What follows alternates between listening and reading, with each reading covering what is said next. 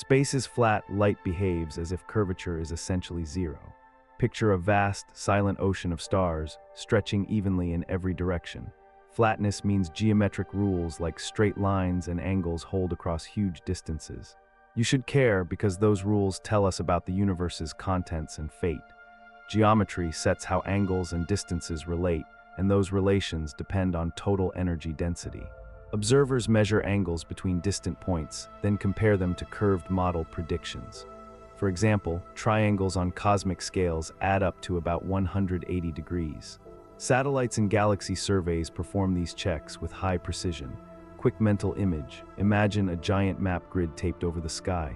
The grid barely bends across our observable patch. Net result: flatness is a measurable, physical statement about cosmic geometry. Picture a precise grid draped over the night sky, like map paper.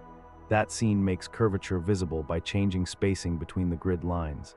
Flat space keeps those lines evenly separated across immense distances, and that changes inferred sizes and ages. Gravity and energy change that grid by bending spacetime locally and globally. Mass tells space how to curve, and light follows those curves like a river. In practice, astronomers observe how light from far objects deviates from straight paths. One concrete test measures angles between three distant galaxies to test triangle sums. These tests require careful calibration and independent cross-checks to be reliable. Net result: the cosmic grid behaves almost like Euclid predicted within tight limits. Imagine concentric shells of galaxies surrounding us like ripples on a pond. Those shells record how light traveled through expanding space over eons. Flat geometry makes the angular sizes of those shells match predictions directly.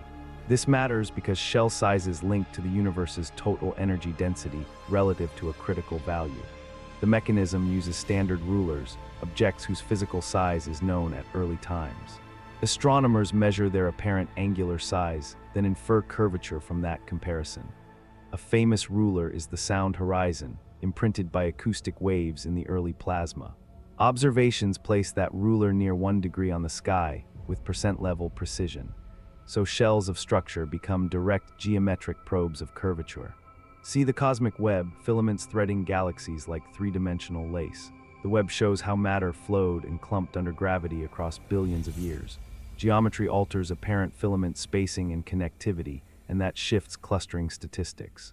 This matters because clustering patterns are sensitive to both curvature and expansion history.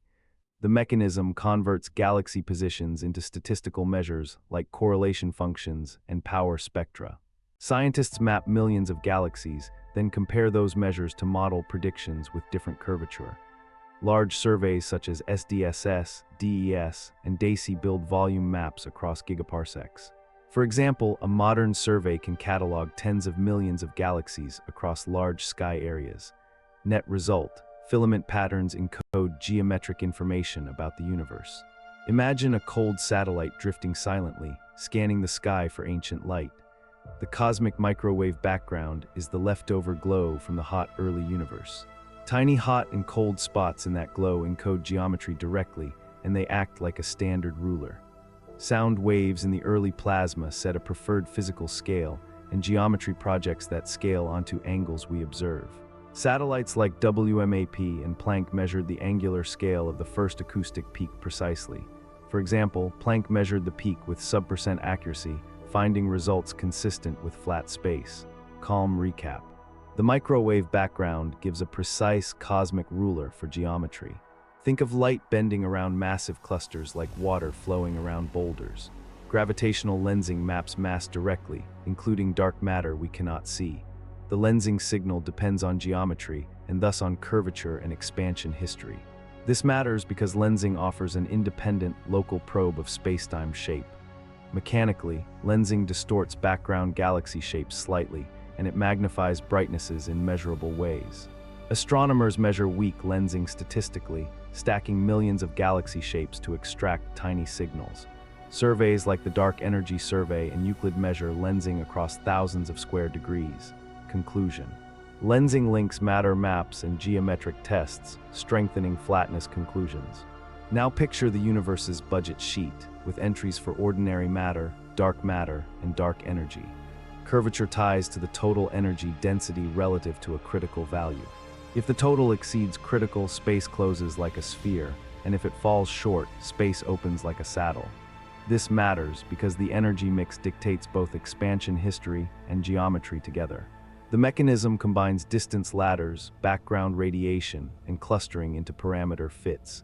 Current estimates place matter near 30% and dark energy near 70% of the total.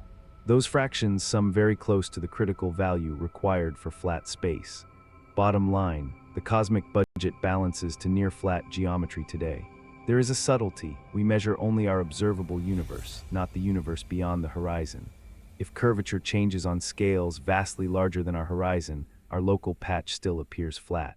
That matters because global curvature could exist while local geometry remains Euclid-like. Practically, cosmologists include curvature as a free parameter in model fits, and they examine degeneracies with dark energy. Small curvature can mimic evolving dark energy, complicating interpretation. To break these degeneracies, scientists combine microwave background, lensing, and clustering probes jointly. A concrete example is joint analyses reducing curvature uncertainty to a few thousandths. Final thought, conclusions are robust within the observable patch, with small residual uncertainty. So the coherent picture is simple and powerful. Background light, galaxy clustering, and lensing all point to near-flat space across our observable patch. Flatness constrains cosmological models and hints at a much larger cosmos beyond our view. The immediate payoff from the opening claim is real. Flatness is a measured physical quantity today. If this surprised you, read Planck papers or browse modern survey results to learn more.